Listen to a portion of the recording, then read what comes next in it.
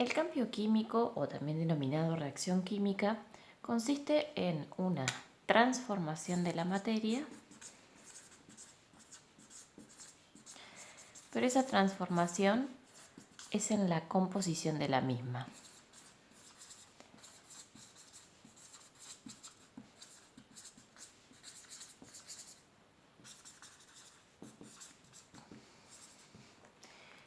Nosotros hemos visto muchos ejemplos de cambios que corresponden justamente a la clasificación de cambio físico. El cambio físico, a diferencia del cambio químico, no cambia la composición de la materia, sino que cambia el estado de agregación o bien la forma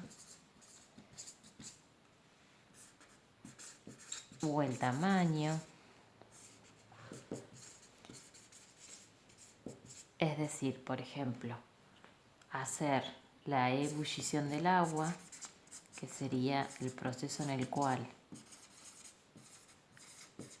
las moléculas de agua, que están compuestas por 2 átomos de hidrógeno y 1 de oxígeno, ellas en un recipiente estarían en una gran cantidad, ¿no? Por más que yo tome una pequeña porción, lo que encontraría es muchísimas moléculas de agua que están próximas entre sí con grandes fuerzas de atracción y que si quiero lograr la ebullición debo vencer esas fuerzas de atracción para que se transforme en un gas. Bueno, en ese caso lo que yo estaría haciendo, cada una de estas que dibujé entonces tendría esta composición.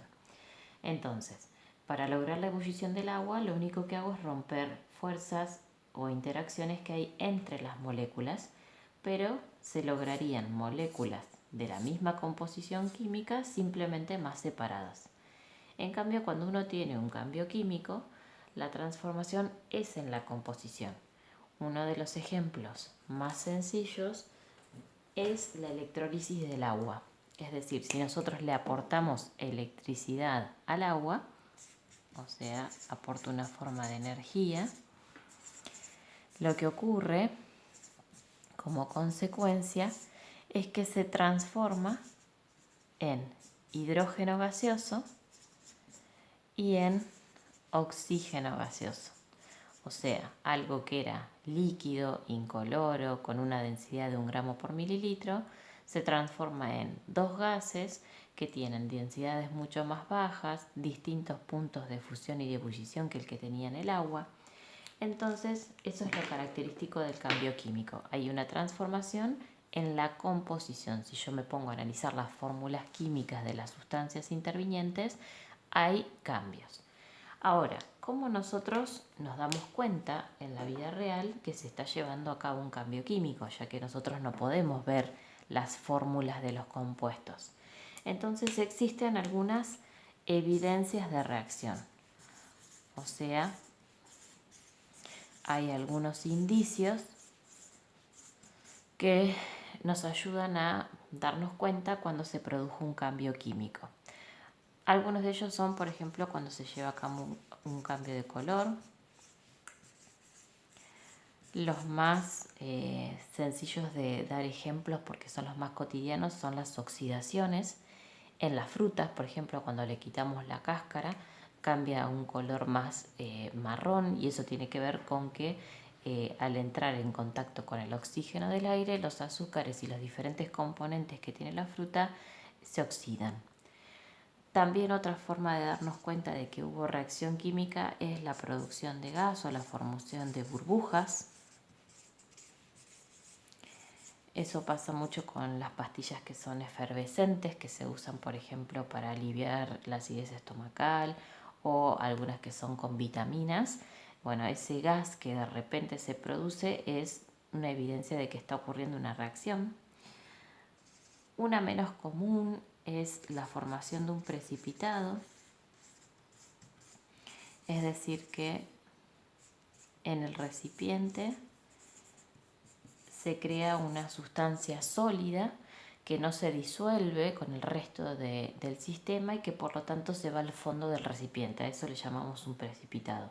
Sería una nueva sustancia que aparece en el estado sólido y que por no mezclarse se va al fondo.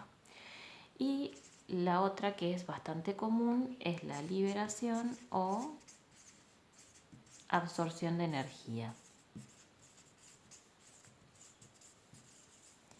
Y acá como ejemplos más comunes tenemos las combustiones. Quemar cualquier cosa, quemar madera, quemar un combustible como la nafta o el gasoil, quemar gas natural, todo implica en ese caso las combustiones una liberación de energía en forma de calor y de luz. Hay otras reacciones que por el contrario absorben energía y si uno entonces toca el recipiente en el cual se están llevando a cabo lo encuentra frío. Bueno, entonces estas son algunas formas en las que nosotros nos damos cuenta de que se está llevando a cabo el cambio químico. Ahora, ¿qué es lo que ocurre o por qué razón se lleva a cabo el cambio químico? Bueno, las sustancias iniciales previas al cambio, que en química reciben el nombre de reactivos, sufren rupturas en sus enlaces. Esas sustancias se rompen los enlaces o las uniones entre los átomos que las formaban.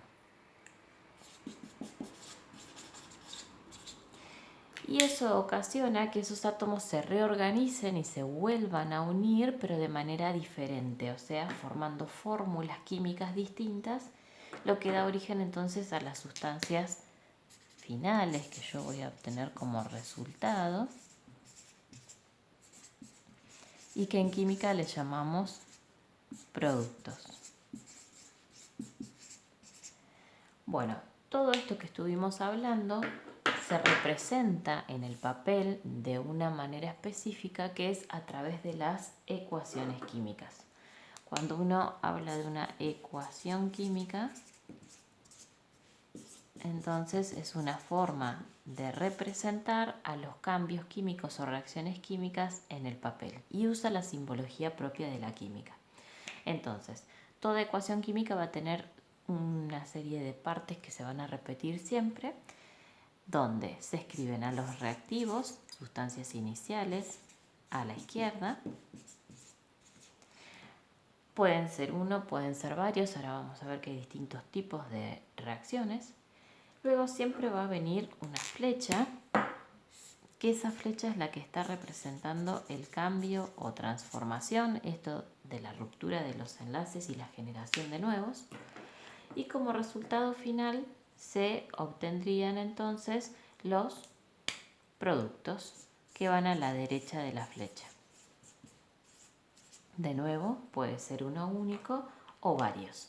En caso de que los reactivos y o los productos sean más de uno, se separan entre sí usando un símbolo más. Por ejemplo, de una manera genérica, yo puedo decir que la sustancia reacciona con la sustancia B y eso da como resultado luego del cambio una nueva sustancia a la cual denomino C.